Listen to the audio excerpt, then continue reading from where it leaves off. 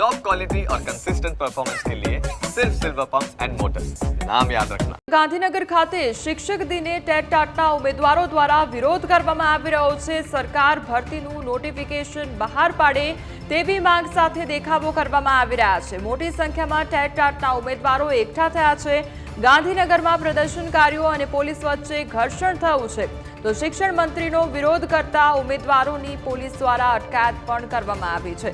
તો ગાંધીનગર શહેર ખાતે ટેટ ટાટના જે ઉમેદવારો છે તેમના દ્વારા વિરોધ કરવામાં આવી રહ્યો છે। વિવિધ માંગણીઓને લઈને તેમના દ્વારા વિરોધ કરવામાં આવી રહ્યો છે। તો પોલીસ તેમજ ટેટ ટાટના ઉમેદવારો વચ્ચે ઘર્ષણ પણ સર્જાયું અને શિક્ષક દિવસે જે ઉમેદવારો આંદોલનના મૂડમાં જોવા મળ્યા છે।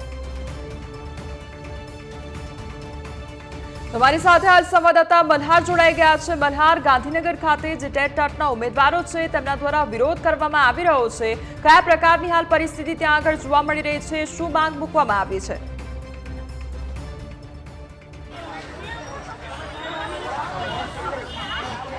કોમલ નજર કરવા જઈએ તો આજે સમગ્ર દેશની અંદર શિક્ષક દિનની ઉજવણી ચાલી રહી છે અને તેની ઉજવણી વચ્ચે જ ટેટ પાસ ઉમેદવારો જે છે તે અત્યારે ગાંધીનગર વિરોધ કરવા માટે પહોંચ્યા છે। અત્યારે આ દ્રશ્યો જે જોઈ રહ્યા છો, પથિકા આશ્રમથી લઈને વિધાનસભા તરફ જતો આ માર્ગ છે અને આ ઉમેદવારો જે છે તે અત્યારે રસ્તા પર બેસી ગયા છે, જેના કારણે રસ્તો જે છે તે બ્લોક થઈ ગયો છે।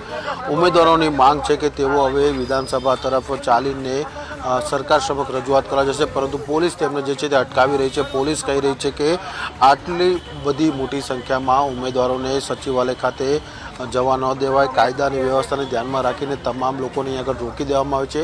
હાલ પોલીસ અને ઉમેદવારો વચ્ચે વાટાઘાટો ચાલી રહ્યા છે। વિદ્યાર્થી નેતા યુવરાજસિંહ જાડેજા પણ જે છે તે અત્યારે પોલીસ સાથે જે છે તે આ સમગ્ર મામલે ચર્ચા કરી રહ્યા છે। મહત્વની વાત એ છે કે ઉમેદવારોનું કહેવું છે કે રાજ્ય સરકારે જે ભરતીની જાહેરાત કરી હતી, જાહેરાત થયાને ઘણા દિવસો થઈ ગયા છે, ત્યારે હવે રાજ્ય સરકાર જે છે તે નોટિફિકેશન બહાર પાડે, જેના કારણે ઉમેદવારો જે છે તે પરીક્ષાના માધ્યમથી જે આ ભરતીમાં લાયક છે તેમને નોકરી મળે। કારણ કે યુવાનો જે છે તે ઘણા લાંબા સમયથી જે છે તે બેરોજગાર બેસી રહ્યા છે।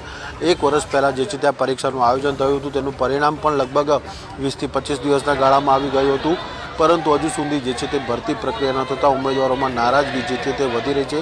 સરકારે પણ જે છે તે ભરતીની જાહેરાતની જે વાત કરી હતી તે જાહેરાત થઈને લગભગ 2 માસ જેટલો સમય થઈ ગયો છે અને સરકારે પણ એવી જાહેરાત કરી હતી કે દિવાળી પહેલાં સંપૂર્ણ ભરતી પ્રક્રિયા જે છે તે પૂર્ણ કરી દેવામાં આવશે। જો કે દિવાળીના આડે હવે માત્ર 1.5 થી 2 મહિનાનો ગાળો બાકી છે, પરંતુ હજુ સુધી રાજ્ય સરકારના શિક્ષણ વિભાગ દ્વારા જે છે તે ભરતીને લઈને નોટિફિકેશન બહાર પાડવામાં નથી આવ્યું, જેના કારણે હવે ઉમેદવારોમાં રોષ વધ્યો છે અને આજે શિક્ષક દિનના દિવસે જે છે તે ગાંધીનગરની અંદર દેખાવો જે છે તે શરૂ કર્યો છે। જી મલ્હાર, જે પ્રમાણે 1 સપ્ટેમ્બરે નોટિફિકેશન બહાર પાડવાની વાત હતી અને આજે 5 તારીખ થઈ ગઈ છે, એટલે 5 દિવસ વીતી ગયા છે, તેમ છતાં તેને લઈને કોઈ પણ હજુ સુધી અપડેટ નથી મળ્યું અને તેના કારણે જ આ લોકો વિરોધ કરી રહ્યા છે। હવે જે વાટાઘાટ કરવામાં આવી રહી છે, જે સમજાવવાનો પ્રયાસ કરવામાં આવી રહ્યો છે, ત્યાં આગળ ઉમેદવારો હાજર છે, શું એ વળતા પાણીએ જોવા મળી રહ્યા છે? તેમની સાથે વાતચીત કરવાનો પ્રયાસ કરશો?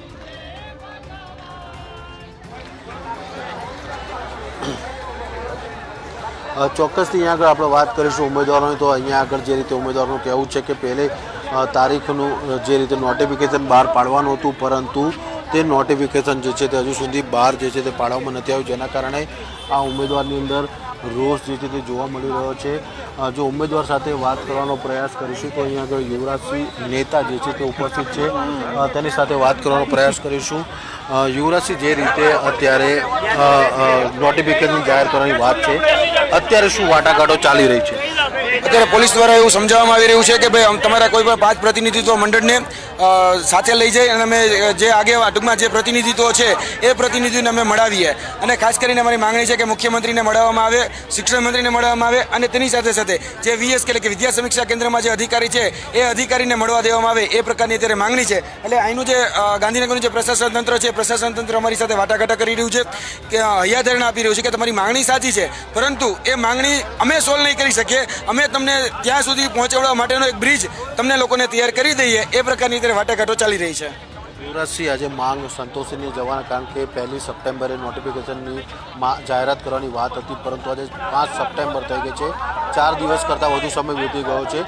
ઉમેદવારોની ધીરજ કઈ રીતે ખૂટી રહી છે? હવે ખાસ કરીને જોઈને તો અલગ અલગ જગ્યાએ અલગ અલગ વાયદા આપવામાં આવે છે. આજ શિક્ષણ મંત્રી એક પ્રતિષ્ઠિત મીડિયા માધ્યમોએ એવું કીધું હતું કે દર 15 જૂને અમે ભરતી કરીશું. આ 15 જૂન જતી રહી, ભરતી ન આવી. 18 તારીખે આંદોલન કર્યું એટલે ત્યારે એવું કીધું કે ભાઈ અમે 1 ઓગસ્ટે 1 સપ્ટેમ્બરે અને આ કેલેન્ડર આપ્યું કે 1 સપ્ટેમ્બર 1 ઓગસ્ટ 1 નવેમ્બર 1 ડિસેમ્બરે અમે ભરતી કરીશું. તો આ પ્રમાણે ભરતી આવી જોઈએ ને, તો ભરતી ન આવી. અને 1 તારીખે શું ગતકડું આવ્યું તમને ખ્યાલ છે? આ 1 તારીખે ગતકડું આવ્યું કે અમે જૂના શિક્ષકોની ભરતી કરીશું. હવે જૂના શિક્ષકોની કે ભરતી થાય ખરી? એટલે આ લોકો શિયાળ હોય એને સિંહના વાઘા પહેરાવી અને કહી દે છે કે આ સિંહ છે. હવે કે માની લઈએ અમે જૂના શિક્ષકોની બદલી થાય, ભરતી ન થાય. અને આ લોકોએ જૂના શિક્ષકોની ભરતીના નામે અમને મૂર્ખ બનાવ્યા છે. મૂર્ખ બનાવો યોજના અંતર્ગત અમને મૂર્ખ બનાવવામાં આવી રહ્યા છે. આ વખતે અમે ચોક્કસ ડંકાની ચોટ ઉપર આવ્યા છીએ અને કહેવા માંગીએ છીએ કે અમે આ જે નોટિફિકેશન છે સરકાર દ્વારા, મુખ્યમંત્રી ભૂપેન્દ્રભાઈ પટેલ દ્વારા જે જાહેરાત કરવામાં આવી એ જાહેરાતને આમાં એટલે કે નોટિફિકેશન ઓફિશિયલ અધિકૃત વેબસાઇટો ઉપર જાહેર કરી અને તેમાં અધિકૃત રીતે ક્યારે જાહેરાત કરવામાં આવશે, ભલે ડીલે છે, અમે ડીલે સ્વીકારીએ છીએ, ના નથી પાડતા, પણ ક્યારે એ પૂર્ણ કરવામાં આવશે એ અમારી માગણી છે. યુવરાજસિંહ, દિવાળી પહેલાં ભરતી પૂર્ણ કરવાની વાત છે. લાગી રહ્યું છે હજુ સુધી નોટિફિકેશનના ઠેકાણા નથી તો ભરતી થઈ શકે પૂર્ણ?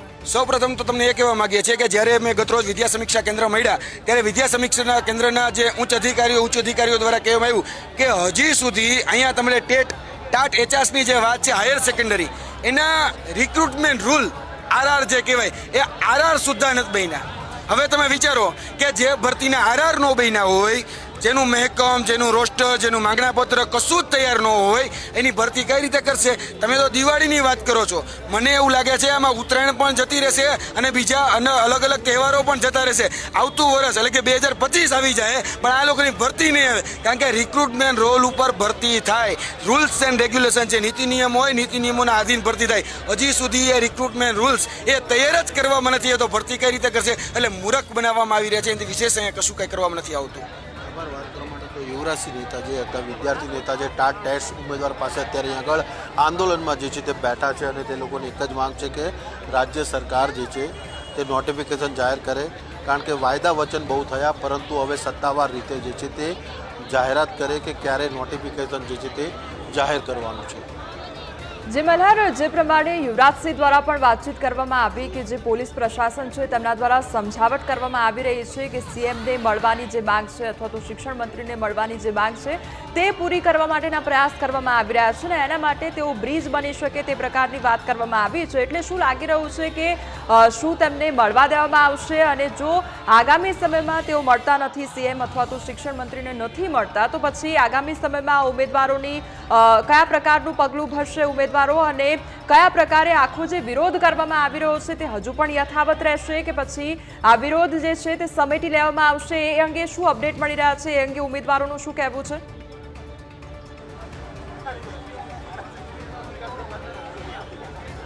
ચોક્કસથી કોમલ, જો વાત કરીએ તો ઉમેદવારો સવારથી જે છે તે ગાંધીનગરમાં ધામા નાખે છે. અત્યારની જો વાત કરીએ તો પથિક આશ્રમથી લઈને 3 સર્કલ સુધી જે છે તે ઉમેદવારો જે છે તે રસ્તા પર ઉતર્યા છે અને રસ્તો જે છે જેના કારણે બ્લોક થયો છે. હવે પોલીસ જે છે તે ક્યાંક ને ક્યાંક સરકાર સાથે ઉમેદવારોના વાટાઘાટો થાય તે માટેનો પ્રયાસ કરી રહ્યા છે, પરંતુ આજે શિક્ષક દિનની ઉજવણી હોવાના કારણે જે છે તે મુખ્યમંત્રી અને શિક્ષણ મંત્રી જે છે તે અમદાવાદ કાર્યક્રમમાં હતા. હવે ગાંધીનગર તેઓ આવશે અને ત્યારબાદ તેમની સાથે ચર્ચા કરશે, એટલે કે પોલીસ જે છે તે મધ્યસ્થીની ભૂમિકા અદા કરીને જે છે તે બંને પક્ષો વચ્ચે વાટાઘાટો કરવાનો પ્રયાસ કરશે. લગભગ 5 જેટલા ઉમેદવારોને જે તે શિક્ષણ પ્રધાન સાથે લઈ જવામાં આવશે અને ત્યાં પરામર્શ કર્યા બાદ શિક્ષણ મંત્રી તેઓને શું બાંયધરી અથવા શું આશ્વાસન આપે છે તેના પર નક્કી કરે છે કે ઉમેદવારો તે આશ્વાસનનો સ્વીકાર કરે છે કે પછી આંદોલન શરૂ રાખે છે.